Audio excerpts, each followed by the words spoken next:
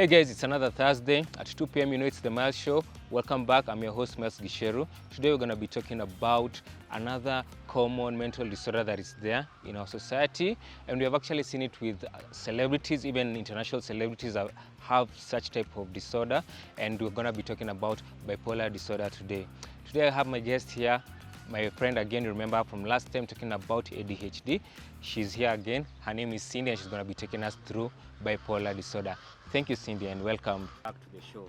Thank you, Myles, for having me on your show. I'm pleased to be here. So, what is bipolar disorder?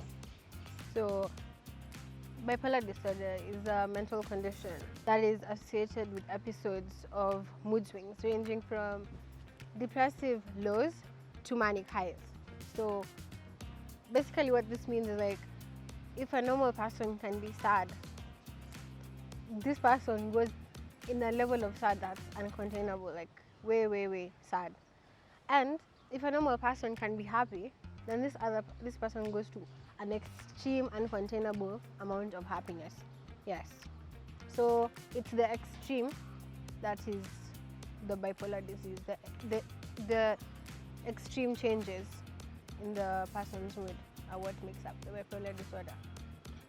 All right, so I'm gonna as you just described to us the meaning of bipolar disorder, you just reminded me of something. We've had like people trying to describe some celebrities that they have bipolar disorders. You've seen like media houses trying to say, oh, so and so has bipolar disorder because of the way they behave. So I'm gonna ask you like, what are some of the characteristics of some of the characteristics that a person with bipolar shows to the community or towards another person? So first of all, to begin with, there are two types of the bipolar disorder. There is the mania and hypomania. And although there are distinct types, they have similar characteristics.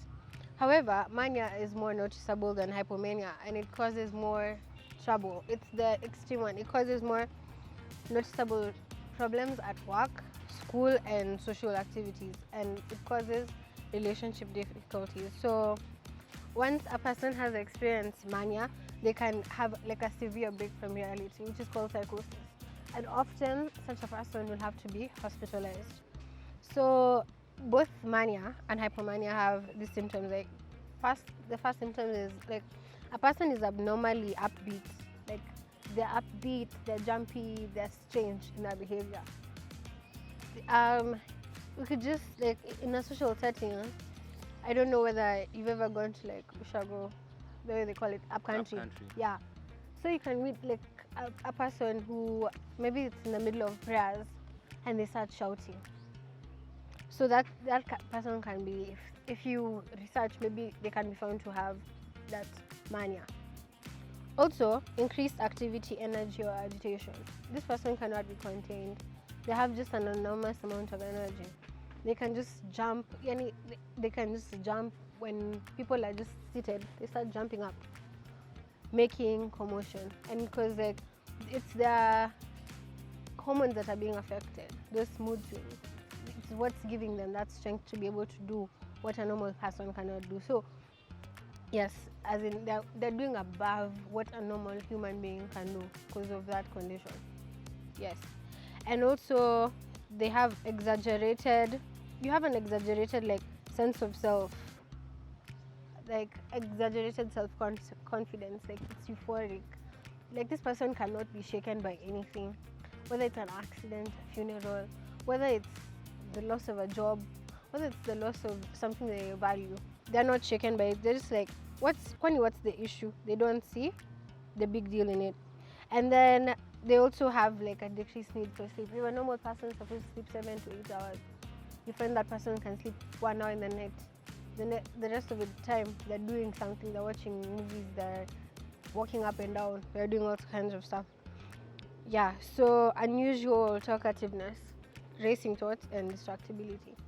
So you find like, have you ever found a person who they can't just stop talking? They're talking and talking and talking and talking. That's a result of that because like the brain is on overdrive. They cannot even be able to read the room and be like, okay, I've talked too much, let me relax. They just want to talk and talk and talk. And then they also have poor decision making. For example, poor sexual behavior, like irresponsible sexual behavior and bad money habits. This person, like when they get the manic, which is the like extreme high. It's like they're on drugs basically. When that time comes and then the dopamine is released from their body, they can jump on anybody, have sex with anyone, get into all kinds of sexual interactions. Yeah, and they can even be abused, sadly enough, because when they're not thinking clearly enough, anyone can take advantage of them. And yes. So another one is like bad money habits, because of when they get to that manic state, maybe they buy things in excess, stuff they don't need. Then only to realize later, like, oh, I spend all my money on stuff that I don't need. So now, the rest of the time now, because if I had a salary of like, let's say 20,000, I finished it all, I've bought designer items, I've bought perfume, I bought what, then I don't have money to eat the next day. So that's usually some of the problems I encounter. From the characteristics you're giving me about bipolar people, I've noticed that they are very different. The characteristics are very different. Yeah. Like, so does that mean that are there types of disorders, bipolar disorders out there? Yes. Okay. So Can you tell us which types are there? yeah, there are 4 types of bipolar disorder. There is bipolar 1, bipolar 2, cyclomic disorder, and unspecified bipolar disorder. So bipolar 1 is characterized by a manic episode that's maybe followed by a hypomania or depressive episode and may trigger a break from reality. So as we said, that manic is easy to spot because once someone has begun to behave erratically, they are being violent, they are causing commotion, then you can know that this is bipolar 1. So they may have at least one manic episode that's followed by hypomania and depressive. So it's very serious, the manic part, because it's noticeable. But it doesn't mean that it's more serious than bipolar 2, which the patient has experienced just one depressive episode and one hypomanic, but no manic. You see, the lack of the manic, because there's no that energy part. The depressive part is like the person is low in energy, they're quiet, they're not engaging.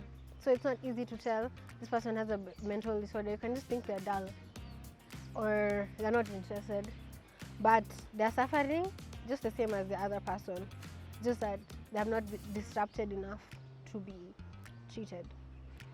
Cyclothmic is a patient that has experienced at least 2 years or one in children and teenagers of many periods of hypomania symptoms and periods of depressive symptoms. So, and although the symptoms are less than major depression. So a person like this, like it's just hypomania and depression, but there's no mania at all. So you see that person, it's hard to diagnose. You can just say this person is, oh, they're sad, they're depressed, but it's not easy to say they have bipolar disorder because that manic is lacking. Yeah, and then once because those are the ones who have like either been born with it or they acquired it along the way. But if it's caused by drug use, you can experience Cushing's disease, multiple scoliosis, or stroke. Yeah, so those are the distinguishers of how to characterize between one bipolar to the other is like the occurrence of the manic episodes or the hypomanic episodes. All right, we've talked about, just taking you back to our previous question before, the one about characteristics of bipolar people. Like we should also look at, just going to bring me to another next question, which is the signs and symptoms of someone who has bipolar. What are some of the red flags like you can see or notice as an individual? Yeah, I think we said them in the other point. Like once you see someone's moods, they're being affected. One's cognition, they're not able to perform well in tasks. Their social interactions, maybe they're going low because when someone is excessively happy, obviously they can attract a high number of friends. Then when again they get sad, the same people are shocked. How comes you were so happy before, now you're so dull? So they start to avoid those people, you see. So those are just the regular symptoms you can find. If a person is behaving like contrary in moods, like, and behavior. You can be able to spot like depressiveness, high intake of alcohol. Maybe they are engaging in risky sexual practices. You question yourself, could this be bipolar disorder? Yeah. When they're going through the low phases, maybe they'll do stuff that's not so spontaneous and harmful, but they are reclused, they are sad, they are away from people. So you can ask yourself, are they going through this kind of condition? Yeah. Okay. So, what of when it comes to like how long does bipolar take, or is it curable bipolar? Is bipolar curable? No, bipolar is a lifelong condition, but it can be treated. Like, there's medications to like reduce the symptoms.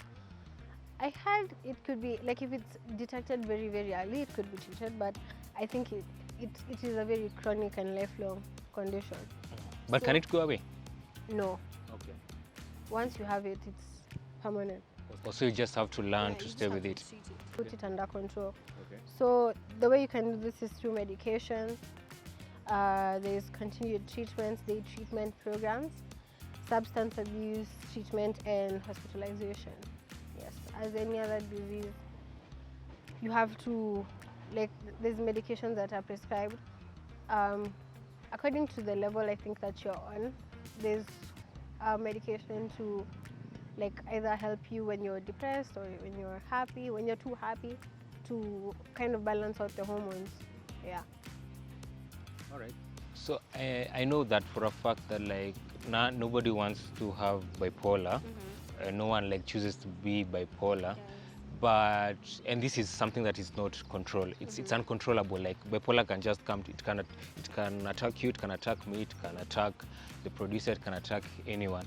But my question, my follow-up question is that how can I, let's say for example, like someone who has a spouse or a girlfriend or a wife or a husband, if you are in a relationship with someone who has who suffers from bipolar, how can one like control, like not control the individual, but control the bipolar itself? How can you help control the bipolar, as you know, maybe if your girlfriend or your boyfriend is experiencing bipolar?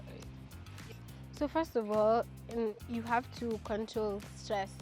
The stress, like this patient should experience 0 to very minimal stress. If a normal human can be exposed to a certain amount of stress, then for this person with bipolar disorder, it should be way less than that, the amount of stress, because stress is a huge trigger to bipolar disease. It can cause a huge manic or a huge depressive episode.